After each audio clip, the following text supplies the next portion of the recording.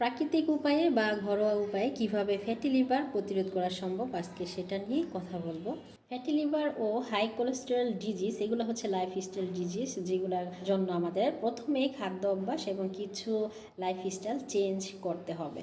প্রথমে আসি খাদ্য তালিকার পরিবর্তন। সুষম খাদ্য, প্রতিদিন খাদ্য তালিকায় ফল, শাকসবজি, শস্য এবং চর্বিহীন প্রোটিন অন্তর্ভুক্ত করুন। চিনি ও ভাজাপোড়া খাবার এড়িয়ে চলুন। অতিরিক্ত চিনি, চিনিযুক্ত পানীয়, ফাস্টফুড এবং ভাজাপোড়া খাবার থেকে দূরে থাকুন।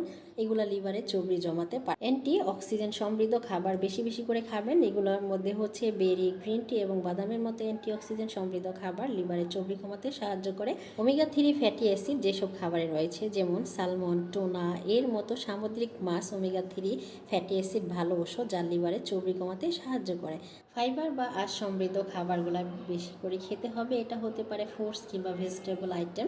ভেজিটেবলের মধ্যে রয়েছে সাজনে শাক, লাল শাক, পালং শাক এবং ডাঁটা।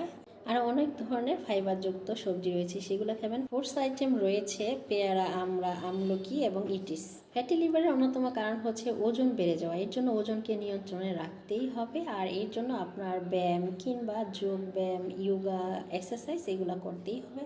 নিয়মিত ব্যায়াম, সপ্তাহে অন্তত 150 মিনিট মাঝামাঝি ধরে শরীরচর্চা করুন। নিয়মিত হাঁটা, দৌড়ানো, সাঁতার কাটা বা সাইকেলিংয়ের মতো ব্যায়াম ফ্যাটি লিভার কমাতে সাহায্য করে।